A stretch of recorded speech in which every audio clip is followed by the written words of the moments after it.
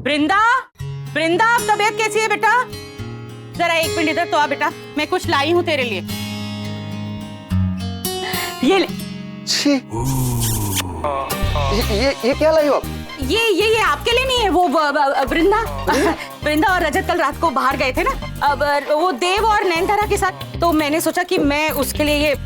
उनके बाहर जाने से और ऐसी गंदी किताबों को लाने का क्या मतलब? गंदी किताब? ये बिल्कुल भी गंदी किताब नहीं है, बच्चों को हर तरीके का ज्ञान देना चाहिए। ऐसी बातें मेरे सामने मत किया करो, मुझे नहीं सुनना ये सब। अरे एक सेकंड सुनो तो अरे रुको। अच्छा माफ करो, आपसे ना ऐसी बातें दोबारा नहीं करूंगी, लेकिन वृंदा को ढूंढने में मेरी मदद तो कर दीजिए। अरे आ जाएगी वो। वृंदा बहुत परेशानी में, ऐसा मुझे लग रहा है। जब से वो जन्मदिन वाली रात से पारिक हाउस से आई है ना, तब से उसका चेहरा एकदम सफेद पड़ गया। रात को ठीक से सोई भी नहीं। आप तो जानते हैं ना कितनी मेहनतों के बाद हमने पाया है उसे।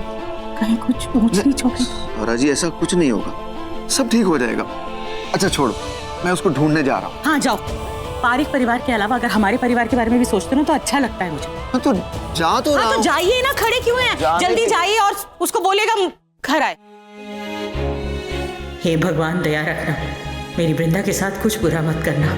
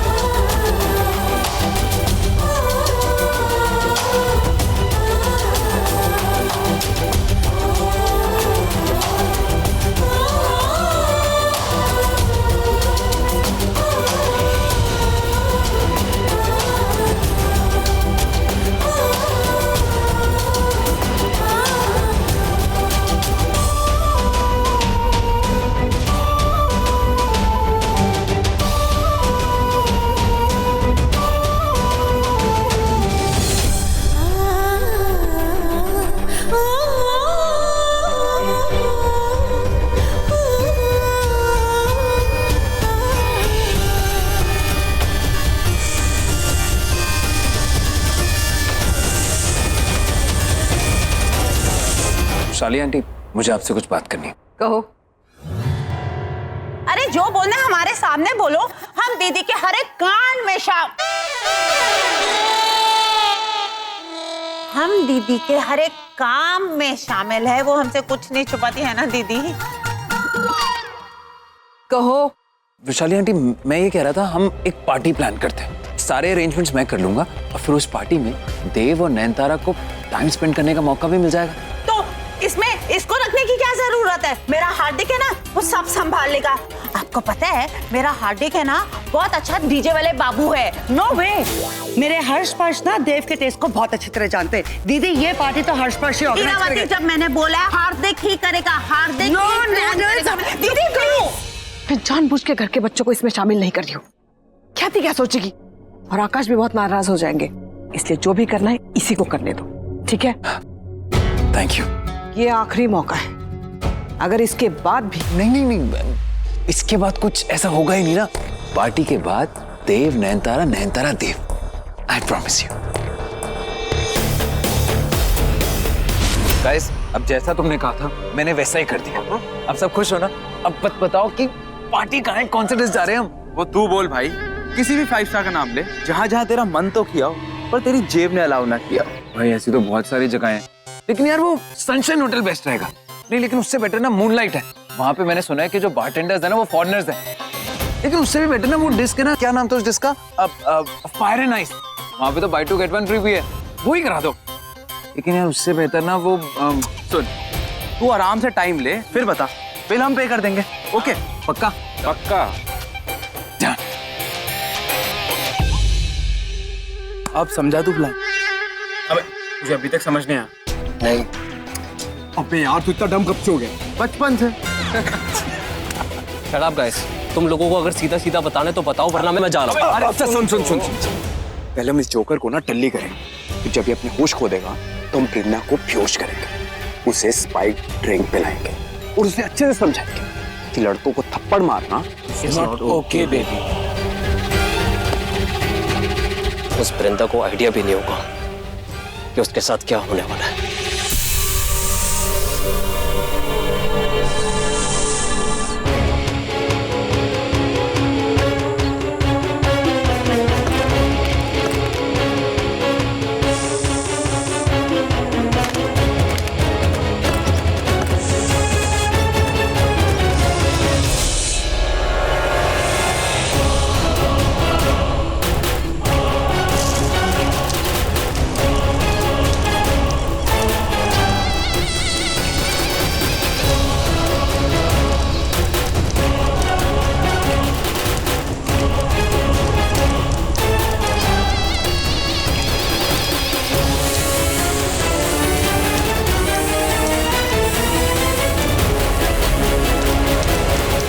क्योंकि बीजू के अंश के इस आग में मिलते ही आग ज्वालामुखी बन जाएगी।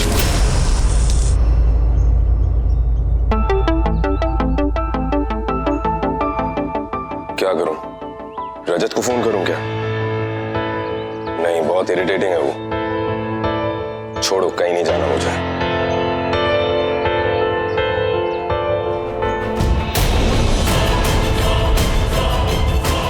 What the hell? ये क्या हो रहा है?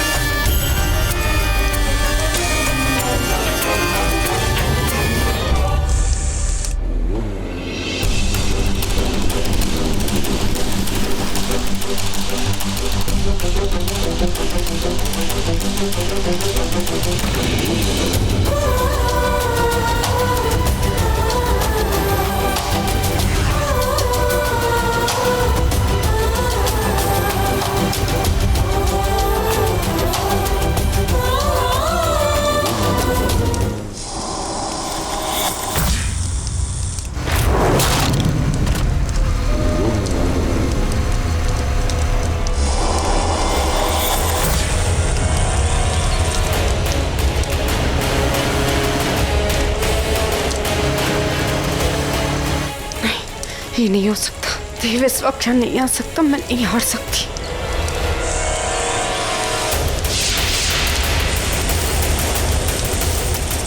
मैं नहीं हार सकती। मैं नहीं हार सकती। मैं नहीं हार सकती। ये मरते मरते नहीं बच सकती।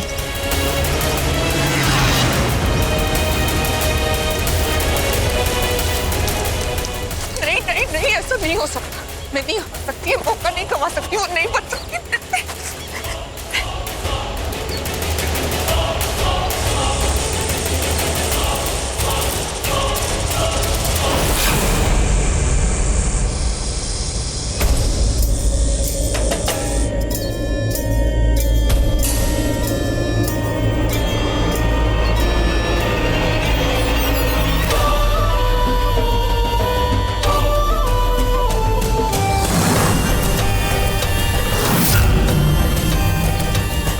वृंदा, वृंदा बेटा,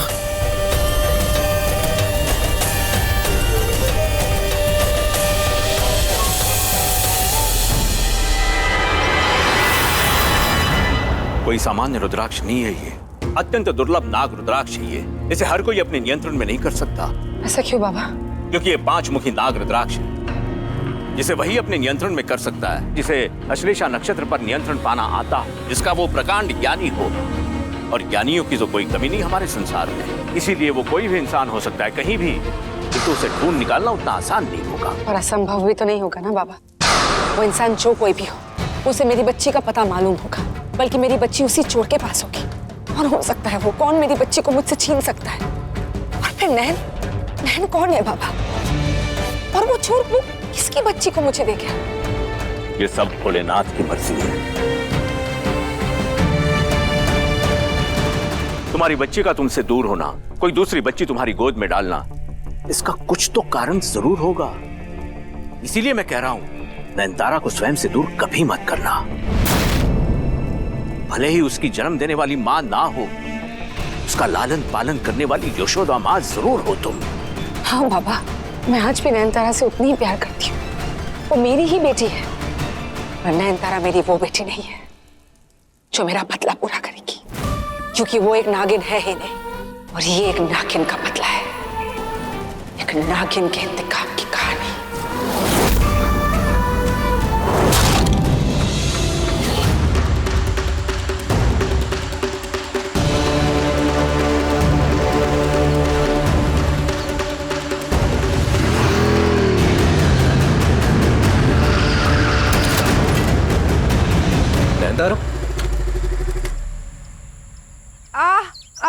नैनतारा, आर यू ओके? उठो, तुम्हें कहीं चोट तो नहीं लगी? वेट, लो थोड़ा पानी पी लो। अभी यही पूछेगा कि मैं यहाँ क्या कर रही हूँ।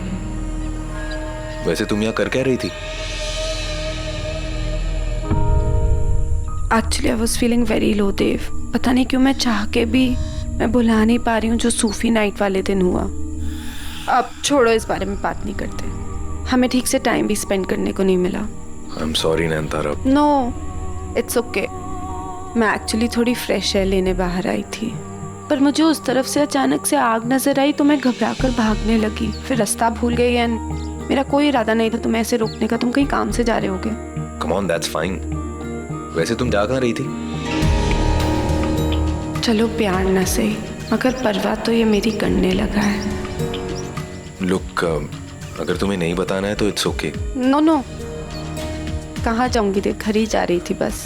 बट आई एम सॉरी, मेरी वजह से तुम डिस्टर्ब हो गए, तुम्हें ऐसे रुकना पड़ा। Not at all. अगर घर जा रही हो तो मैं ड्रॉप कर देता हूँ ना। मैं चली जाऊंगी। आई एम देयर ना, आई विल ड्रॉप यू। और दूसरी बात ये कि मेरे भाइयों ने मेरे और रोहन के लिए एक वेलकम पार्टी रखी है और मैं चाहता हूँ कि तुम भी वहां पर आओ। अगर तुम आओगी मुझे अच्छा लगेगा, तुम्हें आना ही होगा। से यस। अब तुमने बुलाया तो आना तो पड़ेगा। Thank you.